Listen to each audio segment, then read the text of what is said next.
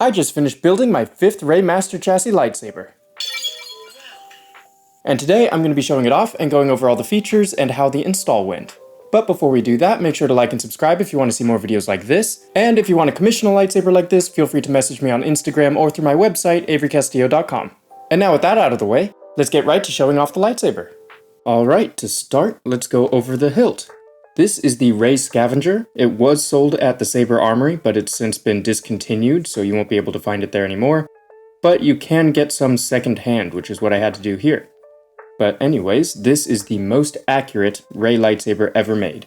And that's because not only the dimensions and details are as accurate as possible, it has a working emitter petal opening mechanism. So you just turn this cog wheel here, and the emitter petals open up. And you can also use this as the activation button and auxiliary. It's just a single button hilt. But it is weathered by multiverse props. The top here though, these are petals weathered by Astoria Workshop because I have both an Astoria Workshop weathered hilt, which I'll show you here, as well as the multiverse props. My customer decided to go with the multiverse props because of the nice difference in color, I guess the color contrast of the grips, as well as probably the black areas. But he wanted the Astoria Workshop emitter petals, and I actually think it looks really nice, the contrast between the black and the weathered emitter petals. So I think this was a very nice choice on his part. I will go over the very important part of this lightsaber now.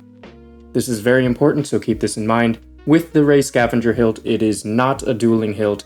It is barely even a contact hilt, like even mild contact, and that's because the emitter petal opening mechanism, it's very fragile. As you can see, you have tiny screws right here and here that hold the emitter petals in place, but the most fragile part are the arms.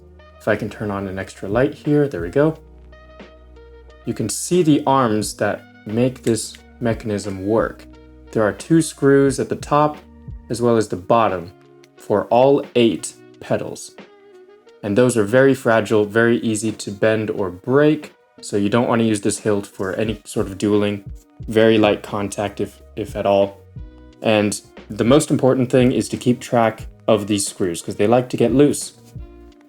The problem is you can't have the screws be too tight or else it takes away from the ability for these petals to move smoothly.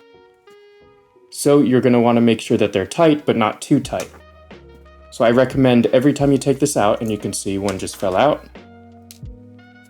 Every time you take this out, every time you look at it or whatever, just before you do anything, just go through all of the screws, which is 16 on top and then 16 on bottom, and make sure that they are all tight. And you can do that through some small tweezers like this with needle nose tips, or you can use a very tiny screwdriver. Basically anything that'll allow you to tighten them. What I like to do is I use the needle nose pliers, or the tweezers here, and then just put them in place, and then use my screwdriver to kind of poke at it and turn it and tighten it. It's a lot easier when they're already in there. If they fall completely out, it takes a little more work and takes a bunch of time. So this is the kind of thing that you have to keep in mind with this hilt. So I'm just going to go ahead and put this back on, and then I will cut to the next portion of this video. But yes, this is the most important part of having this hilt, the most important thing to keep in mind. Always look at, maintain, and keep track of these screws. I will be adding some additional screws that I have. Maybe I'll have 5 to 10 extra ones that I'll include in case you lose any, because these are pretty easy to lose. But you can buy more on the Saber Armory if you need. Alright, so I have now gone through and checked all 32 screws. That's 4 for each petal. And they're all tightened. But now I'm actually going to go over a couple things about the hilt, things you should probably know, such as the blade retention screw. The blade retention screw location is going to be aligned with this one. I like to think of this as the back. You can kind of see where the grip gets glued and tucked away. That I consider the back of the hilt, and then that will align with this screw, which aligns with this screw. And up here is the blade retention screw. So just to make it easy, this blade retention screw is located directly in the back. You can always change it and swap it out with any location, but I like to keep all of it in line just to keep it all in your mind pretty easily. Anyways, other than that, I think we can move on to the chassis now. So let's go ahead and do that. All right, let's talk about this chassis. So this is the master chassis design by Goth3 Designs. It utilizes a CFX soundboard, specifically the 9-axis, so that you could have the magnetic sensor. That's how I set up the force activation. It can also do a couple more cool things. You just have to check it out in the manual in the settings. I set this up with a real quartz crystal right there. That is a real quartz crystal. And then I added a couple upgrades. So the upgrades I like to add to the Rey Sabers are basically a ton of pixels. I shove in as many pixels as I can fit into this little chassis. Up top here, I put a pixel ring, and that illuminates this whole area where the motor is. And for this hilt in particular, I did something a bit different than all my others. I put a large pixel ring in there. I wish I could say I put it in there on purpose, but I put it in there on accident. I was planning to put a medium pixel ring in there, but I believe I put a large pixel ring. So you have a few extra pixels. Doesn't really do much, but it's pretty cool anyways. And then this is the section that's really difficult. It's the crystal pixel, and then this whole sort of energy pillar, I guess. So basically I have a crystal pixel and I attach it to an accent strip that goes from the crystal pixel all the way through here. That way you can have sort of an effect of a pulsing energy thing that goes up, or that's how I set it up. And then you have a pixel ring down here in the turbine section. Basically it's a large pixel ring and it has a sort of turning effect. And then the final things I added are the 3 pixels down at the bottom. And as you can see, it is covered in a sort of clear heat shrink. I sanded that heat shrink to diffuse the light a bit. That's the same technique I did with the pixel strip right in the middle. Basically, you take the accent strip, surround it with clear heat shrink, and then you sand it as much as you can to try and diffuse it. And also, another thing I do with all of my master chassis builds, I use all black wires, which makes the process go significantly slower. But at the end, you get basically no visual indicator of wires. I do this because if you ever have sections where you might see wire, for instance, underneath the crystal, I like to have it hidden with the black wires. So yeah, and also when it's down here, you can barely even tell they're there, which is pretty cool. I also went ahead and modified the soundboard cover a little bit. I just filed down a couple of the edges just in case it ever comes into contact with these things. I didn't want them to have the possibility of coming into contact, but as it is, they will not make contact with any of the pads. And the soundboard is glued in with some Loctite just to keep it nice and secure. So the other things I added to this lightsaber, probably my favorite would be chassis detection. It's essentially blade detection, except it has a stage within the hilt. So when you put this into the hilt, it will swap from I guess I call it a non-working font, or a chassis font, and it'll swap to a working normal lightsaber font. In this case, I have it swapping over to the Rey, it's a Rey font that it swaps over to. So yeah, that is probably my favorite feature in this entire thing. So I think that's pretty much all I should mention. Let me talk to you a little bit about how the install went. For whatever reason, this install was a little bit more difficult than my previous 4 Rey lightsaber builds. Maybe not harder than the first time I built this because I was still experimenting, but it was still pretty difficult because I guess I was live streaming just to show the process. That slows me down significantly because I'm answering questions, and I guess my mind isn't fully on this build and it's been a while. But basically, this build caused me quite a bit of problems just because of tiny little things. The first thing that came up was just the motor. So the spinning motor above the crystal, I had to glue it in place, and I guess I accidentally glued it a little bit too high while I was trying to add extra glue to make it safe, so it took me a little bit of time to just loosen up the glue a bit so I can push the motor back and keep it all in place. Other than that, everything else went pretty well all the way through until the soundboard. The soundboard is where I had the most issue. So, when I first built this whole thing, everything worked perfectly, or I thought it did, and I had the original soundboard in here, but when I put it into the hilt and then attached a blade to it, the hilt, or the blade I mean, had a sort of white sparkling effect, so it wasn't working how it should. And I did a bunch of tests for the next couple days. I basically swapped out soundboards. I plugged it into my test soundboard. When I plugged it into my test soundboard, everything worked perfectly. So I figured, okay, the soundboard I put in it is busted. So I just swapped in another soundboard that I thought worked. Got that all set up, then I plugged it into the hilt and plugged the blade into it. Blade still did the weird sparkly bit. So I figured at that point, it must be a second messed up soundboard because I wasn't sure if that soundboard was fully functional or not in the first place. So I bought a new soundboard, and when it arrived like a week later or whatever it was, I put it into the hilt, maybe not a week, maybe a few days, put it into the hilt, or the chassis here, plugged everything in, and plugged it into the hilt. The blade still was messed up. So at that point I figured, all right, this is not a soundboard issue because I know for a fact the soundboard I just got is brand new. So turns out it was an SD card issue. For whatever reason, I just needed to update the SD card's firmware, or the soundboard's firmware, to the very latest firmware update, because I had a previous firmware update on there. And that works on my other hilts and stuff, the other Rey Sabers I've made, but for whatever reason, this one required the very, very newest update. Maybe I changed something in the settings or the config file or something, but in any case, turns out all of those struggles and stuff was just because it needed a firmware update. So keep that in mind. This Saber is wired perfectly.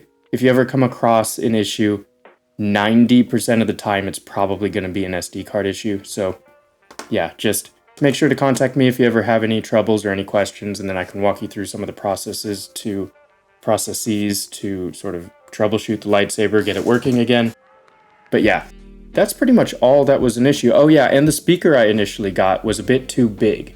So I ended up swapping it out with a Smuggler's Outpost speaker, which is slightly less tall. I guess the drum is a bit closer to the top here. So I swapped it out and then it fit perfectly flush. But other than that, that's pretty much all you need to know about the install process. You'll be able to check that out on any of the live streams I have recorded on the YouTube channel here.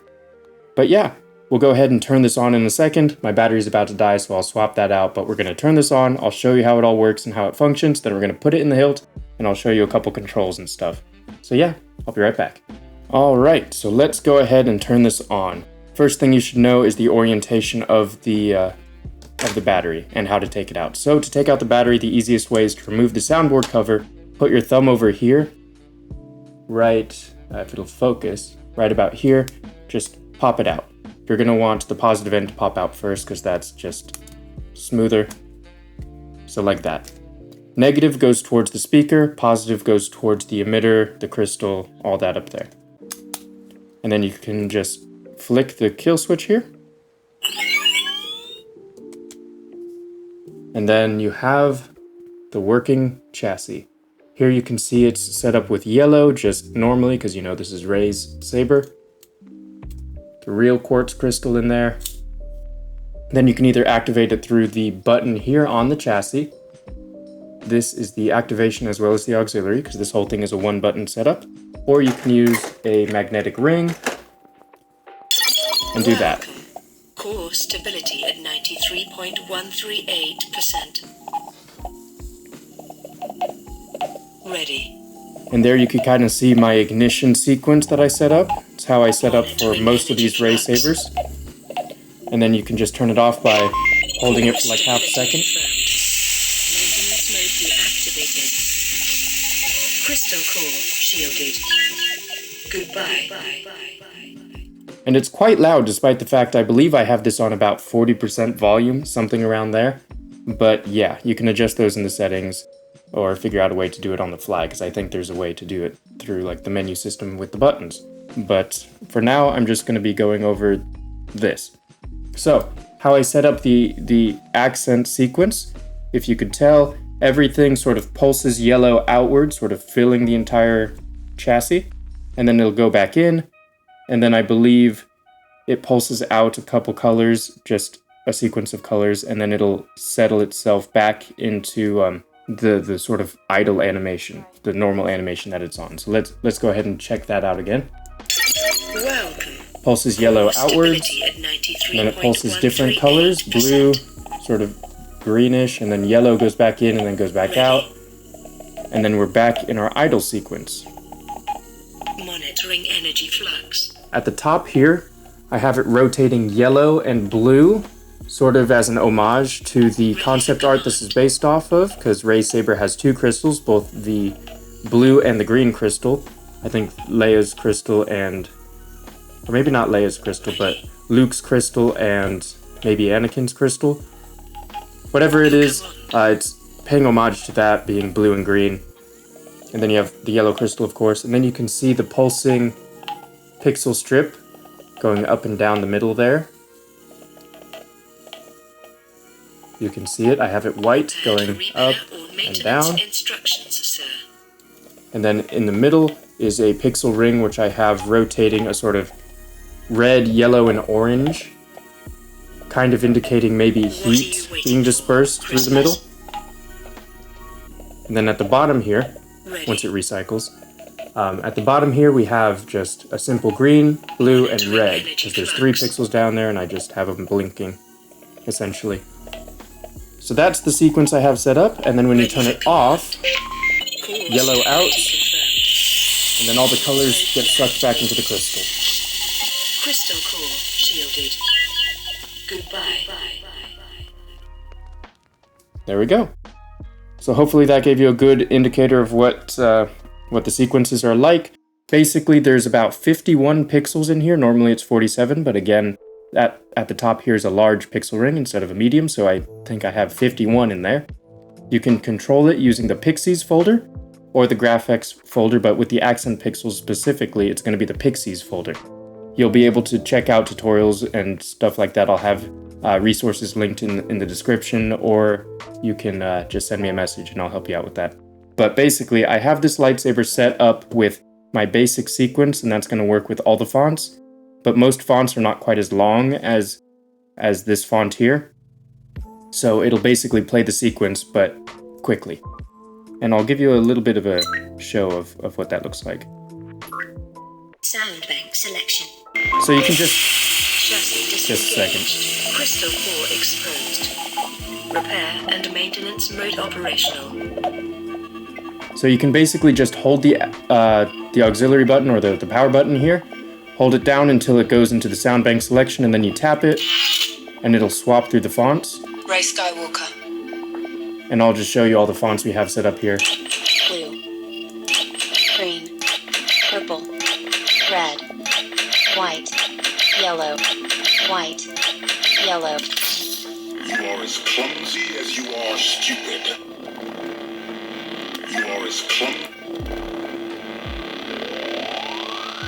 Take your weapon. Strike me down with all of your hatred. The weapon of a Jedi. Yes. A Jedi's weapon. Nightfall. Crystal focus. Crystal focus. Crystal focus.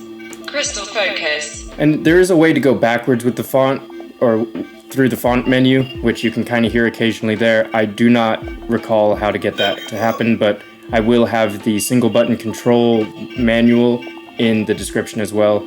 Sort of just a cheat sheet on how to operate a single button CFX Saber. And I have a lot of the fonts that come just standard on the CFX package or the CFX SD card. And then I have a bunch of free fonts set up, and then of course the Rey fonts. So there's quite a lot on here. Youngling. This is General Kenobi. Ancient prophecy. Audio player. SD card USB access. System menu. I'll go through the system menu, Volume. and then I'll show you the volume here. Basically, you just press the button, volume, volume, it'll go up. volume, volume, volume, volume, volume, volume, volume, volume, volume, volume. And then it cycles down. So you will raise the volume up until it cycles back to the lower volume. So I'm gonna have it on a lower one here just for now.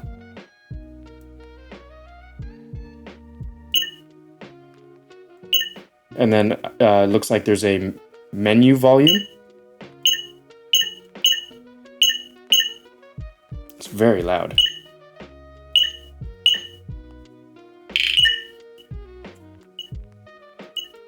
Sound bank selection. Sound bank selection. Oh man, so there's 3 different volume levels. There's the Saber volume, the font volume, then you have the beep volume, and then you have the menu volume. So let me cycle through that. Sound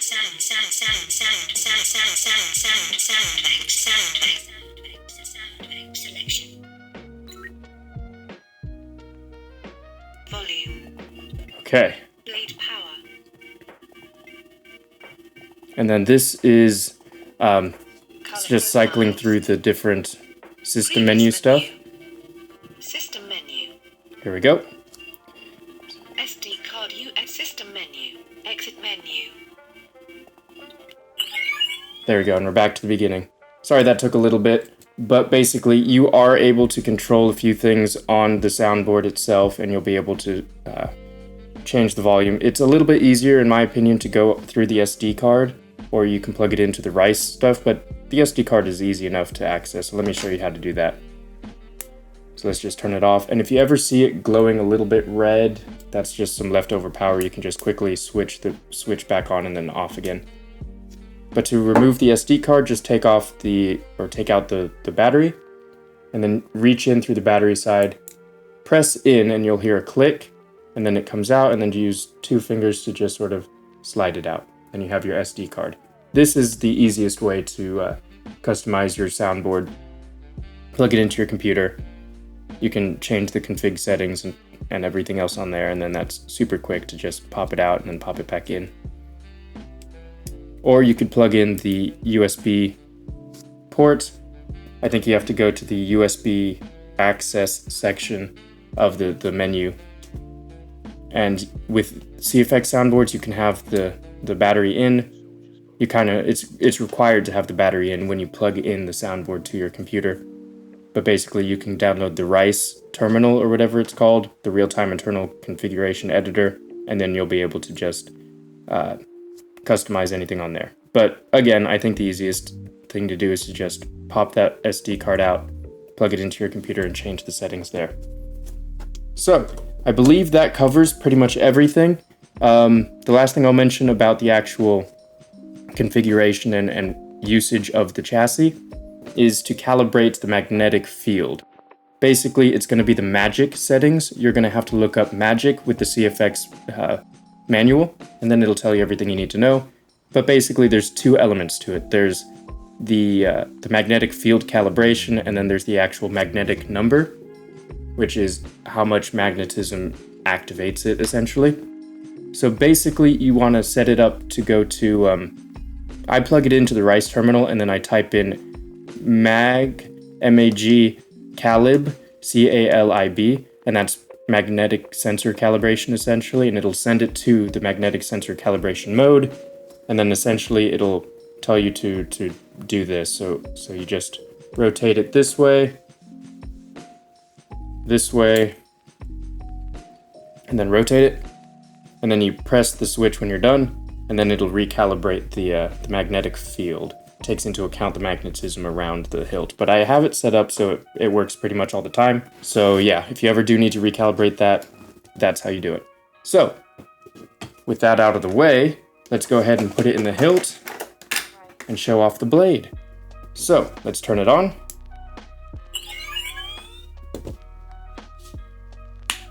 And for the hilt, let's zoom out here. There we go. For the hilt, it is just a sort of J-lock or L-lock mechanism. You take the pommel, twist it ever so slightly, counterclockwise, then you can just pull it out. You can see the cutouts there. It uses these 2 screws, one here and then one here. That's important to note. then you just put it in, plop it in back here. Something else I did was I took the screws here because with these earlier versions of this hilt, they had slightly longer screws back here, which prevents the chassis from going in. I basically just chopped them off so it doesn't impede the chassis getting into the pommel. So once again, you put the chassis into the hilt like this, and then you have to align the screw channel. So you can kind of see an indent here. There's two of them, one on this side and one on this side. And then you want it aligned with this so that the chassis will be able to pass through these two screws on the hilt. And then you can see that the channel goes all the way through to the top here. You can see the channel up here. Same on the other side. You basically want to align those channels right there. And you can see here, this is an O-ring. There's an O-ring right here, and that allows the hilt to be tight enough to be held in place. So make sure you have that aligned. Let's take it out. You want to be careful when you do this too. So let's put the O-ring on here. There we go. You want to do this before you put the chassis in, it makes it easier. But basically have the O-ring in place. Try not to lose it. And then you can just do that. And you can hear the attach sounds. Let's take it out. Chassis disengaged. Crystal core exposed. Repair and maintenance mode operational.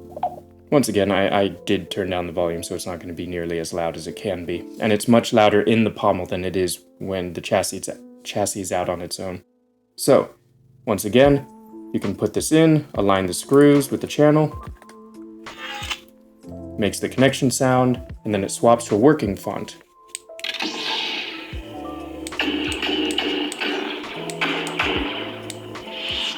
There we go.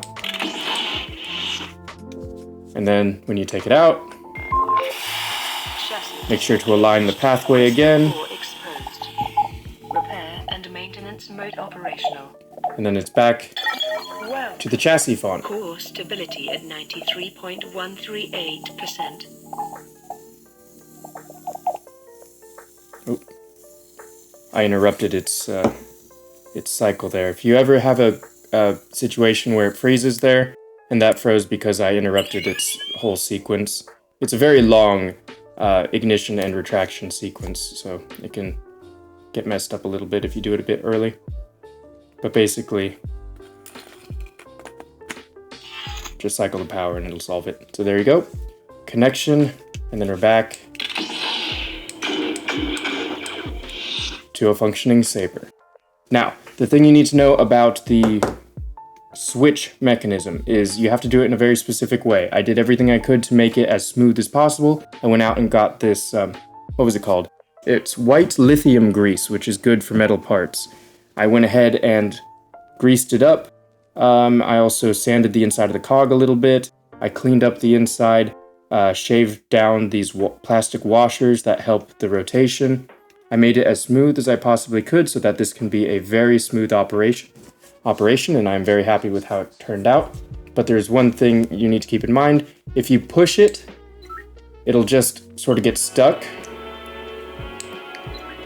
There's also a little bit of music on here. Again, you can just...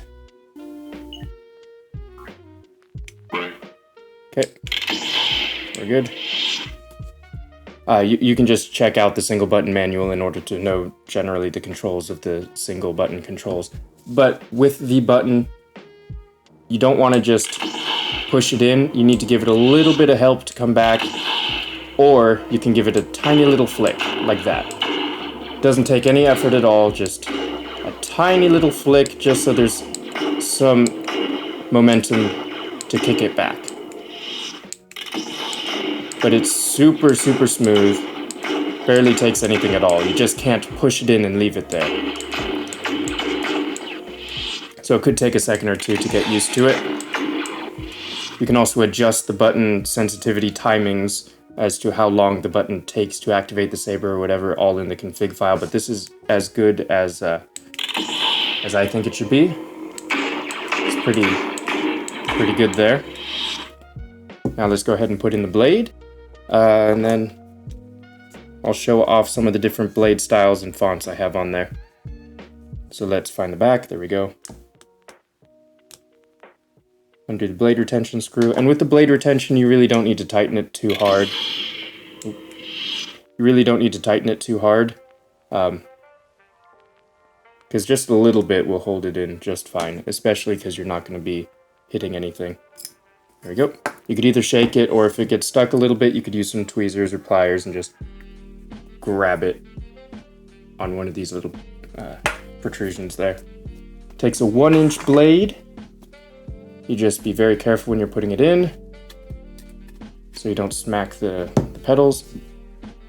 And then I like to push the blade in while I tighten it, just to make sure the connection is solid with the pins inside the emitter and the PCB on the blade. So there we go. We're gonna just do that. I also have something called Font Gest set up, so if you hold the activation button and then you give it a little smack, it'll basically bypass the menu system, so you don't have to go into the sound font menu every time and then cycle through to the font you want. Rey Skywalker. It'll go forward, just like that. It can take a little bit of practice, but that's how you can cycle forward through the fonts pretty simply without having to go through the menu system. Green. There we go. That's green.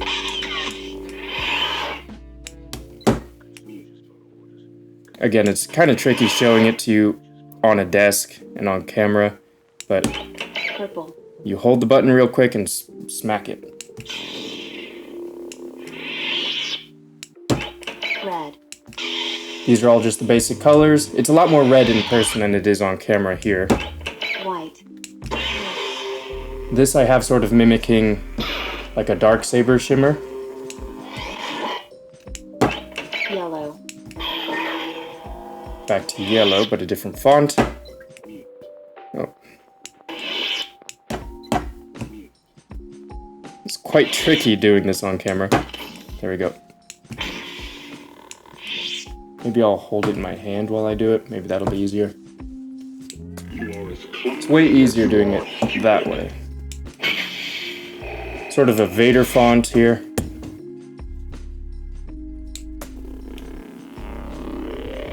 I believe this is a grayscale font. The nice prion.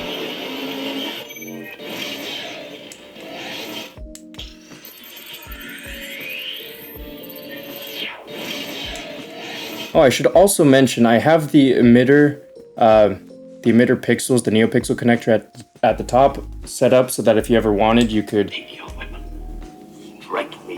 set up an animation independent from the blade. So basically they're wired up in series, so it mimics the bottom part of the blade. Basically you'll just need to set up your own custom graphics effect. You'll see it in the folders on your SD card. But I did set it up so if you ever did want to start messing with that kind of stuff, you can change the emitter NeoPixel connector pixels. Weapon of a Jedi Knight. More of a classic font. Ah, yes. A Jedi's weapon.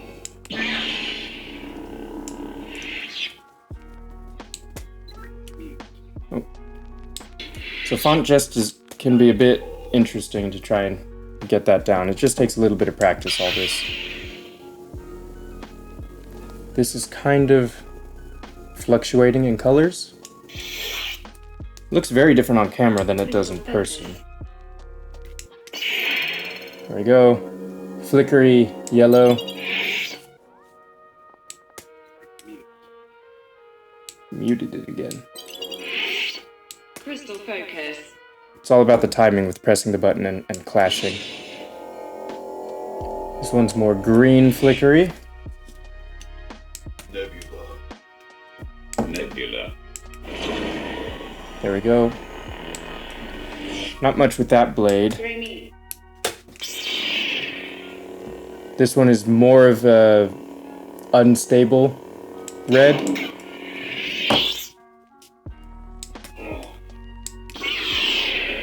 Then here we have a very flickery, sort of like it's in the wind or something. This one you have a white bouncing up and down the blade.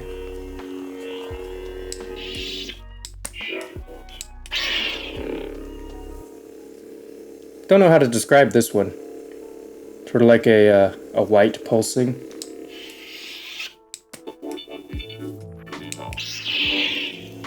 This one's also very flickering, could be mimicking like rain effects. And you can always change the color or the blade style, profile, whatever, in the config settings. And this one is sort of a Sauron effect where the middle doesn't show. There you go. Like a pupil or an iris or whatever.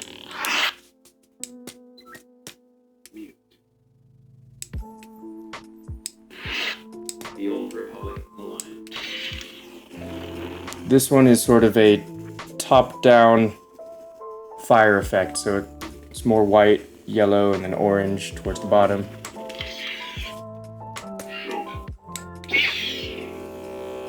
This one is white, cycling through a sort of yellow-green. Youngling. Bluish.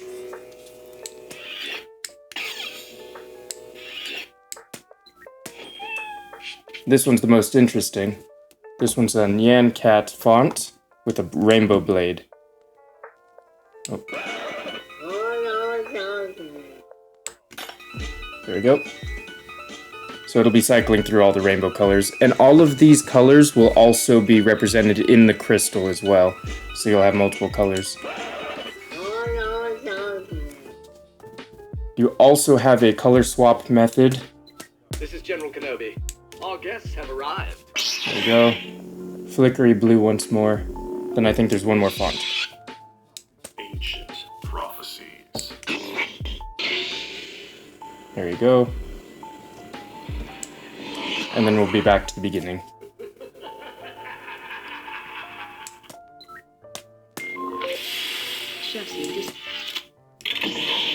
We're back to the beginning. And if you want to swap colors, you basically just hold down the activation button and you twist, and it'll cycle through colors. If I can just show it to you. Alright, I think this was going to be easier for me going this direction. Alright, so basically you hold it and then twist, and then you have to release the button at the same time. And I believe you can cycle backwards by going the opposite direction with your twisting. So yeah. That's pretty much all the basics that you should know about this lightsaber. And again, anything that I've missed or anything important is going to be down in the description of this video. And then I'm also going to have resources to help you with the single button control scheme as well as customization of the CFX. I'll have resources down in the description along with every important thing you should remember. But mainly it's align the chassis with these screws here when you put it in and when you take it out. Make sure the screws are all tightened. And if it's ever a little tricky to move it, it's probably because the screws are a bit too tight. So you want to manage those every time you take this out, every time you check it, at the beginning and end of every time you handle the saber. This takes a 1-inch blade. And yeah, I'm pretty sure that's everything you need to know. If you have any questions, just feel free to reach out and I'll do everything I can to answer them and help you with your question. Let me just take this blade out. There we go. Put the blade plug back in. Tighten this up here. There we go. And then take it out. Make sure to align the screw with the path, which is over there. There we go. And there you go. And I guess before we go, I'll quickly mention this is the clean version when normally I do the weathered version. So that was a very nice change of pace. Oh yeah, and then the final thing, this is definitely the final one. These heat shrink, I've shrunk them to hold on to the wires here. If you want me to glue them in place as best I can, I will, but they do tend to like to move around a bit, which is a bit odd. But yeah, you could either have me glue them in or leave them as they are. Just let me know what you want me to do with the heat shrink. But anyways, yep, that's pretty much the end right there, so hope you enjoyed. And that brings us to the end of the video. Thank you all so much for watching. I hope you enjoyed checking out this Rey Master Chassis lightsaber, the clean version, which is something new. And to the customer who trusted me to build this for him, thank you so much for your trust. I hope you enjoy the lightsaber once you get it. And if you ever have any questions, don't hesitate to reach out. I'm always happy to help. Anyways, that's going to be it for me today. Hopefully you guys enjoyed checking out this Rey Master Chassis, the clean version, which is something new. And if you guys are ever interested in commissioning a lightsaber build like this, or maybe a simpler one, don't hesitate to reach out to me on Instagram or through my website, averycastillo.com. Thanks again for watching, and I'll see you guys next time.